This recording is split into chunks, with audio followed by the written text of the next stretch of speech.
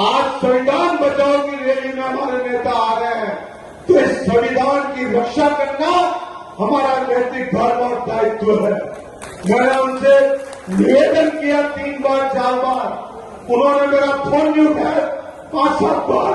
मैंने उनकी धर्मपत्नी से कह बात की और उनसे मैंने माफी मांगी कि आज इस कार्यक्रम को आप स्थगित करें। मैं उनका भी आभार व्यक्त करता हूं कि उन्होंने मेरी भावनाओं को मद्देनजर रखते हुए रामचंद्र जी ने और बालाचंद जी ने जो घेराव का कार्यक्रम स्थगित किया, उसके लिए मैं आपका तहे दिल से आभार व्यक्त करता हूं। धन्यवाद।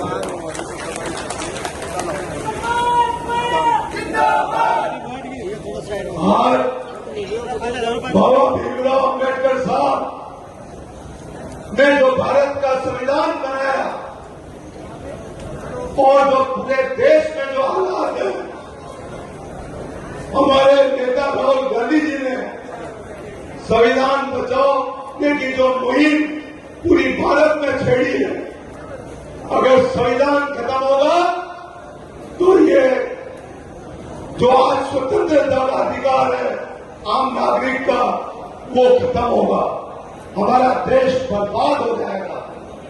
हम उस मुहिम में आज 12 की धरा पर बाबा साहब भीमराव अम्बेडकर का बनाया हुआ संविधान, हमारे पूर्वजों के द्वारा बनाया हुआ संविधान, जिसने इस देश के मजदूर को, गरीब को, शोषित को, पीड़ित को, आम व्यक्ति को जो ताकत दी है वो इस संविधान से मिली है।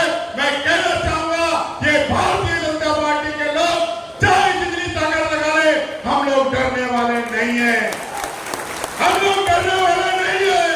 चाहे जेल के अंदर डाल दो और चाहे फांसी पे लटका दो, हम उस पार्टी के सेनानी हैं, राहुल गांधी के योद्धा हैं, उस न्याय योद्धा के सैनिक हैं जिसने इस देश की आजादी की लड़ाई लड़ने का काम किया। इस देश की आजादी की लड़ाई कांग्रेस ने लड़ी। इस देश के अंदर बाबा साहब अम्बेडकर का संविधान लागू कांग्रेस ने किया और उस संविधान को इन 70-75 सालों के अंदर अपने खून पसीने से सींचा है।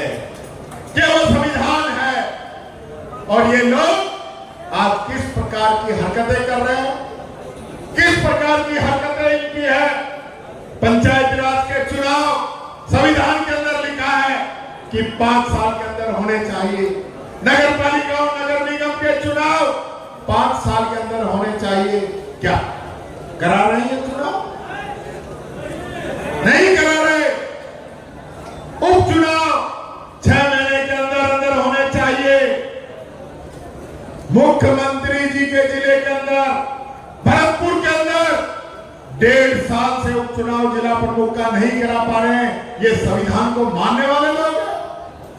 किस प्रकार से यहाँ की सभापति गुड्डू साहब, पता नहीं कितने प्रधान और नगर पालिका नगर निगमों के चेयरमैन झूठी शिकायतें करके और उनको पद से हटा दिया जाता है। ये संविधान है, ये संविधान का सीधा सीधा उल्लंघन है। और मैं एक बात कहना चाहूंगा आप लोगों से, कई बार हम ये लोग सोचते हैं कि हमारे साथ नहीं होगा, किसी और के साथ होगा। चिंता को मैंने जन्म दिया तो संविधान की शपथ लेता हूं, डॉक्टर भीमराव अम्बेडकर को सामने रखता हूं, महात्मा गांधी को सामने रखता हूं और उसके बाद संविधान को एक ताक पर महात्मा गांधी जब तक उनके सामने प्रकट नहीं होते तब तक कोई काम नहीं करता। ऐसे मैं आपसे निवेदन करना चाहूंगा, विधानसभा में उठाइए और राष्ट्रपति सम्मानित करवाइए 12 एसपी राजकुमार चौधरी को कि भ्रष्टाचार के रूप में 12 के एसपी को राष्ट्रपति सम्मान दिया जाए। ये मैं आपके माध्यम से निवेदन करना चाहूंगा। और मैंने उसके आपसे कहा था, अगर प्रमोद चिन्मया चोर हो तो आप मंच पर आकर उसको गिरफ्तार कर लीजिए, लेकिन दूध का दूध और पानी होने दीजिए।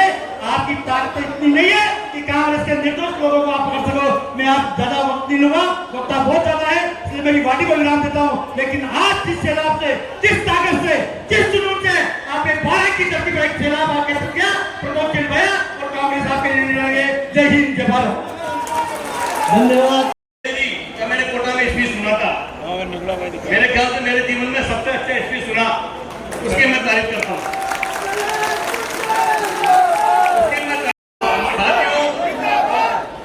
साथियों जिंदाबाद। चुनाव जीतने बात करना है तो हार चुके हैं, इसी तरह मजबूत रहना पड़ेगा। कांग्रेस में 12 की धरती पर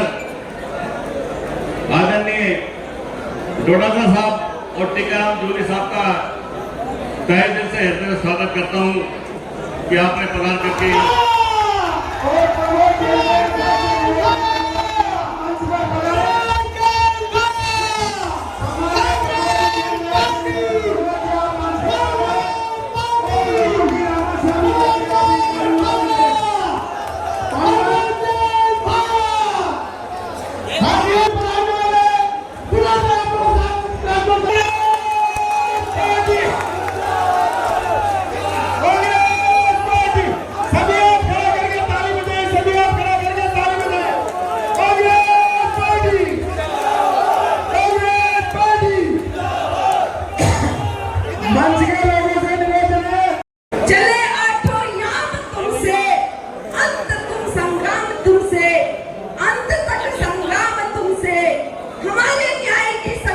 उपलब्धि ये संविधान को चलने की लिए, चाहे आप बेरोजगारी को ले लें।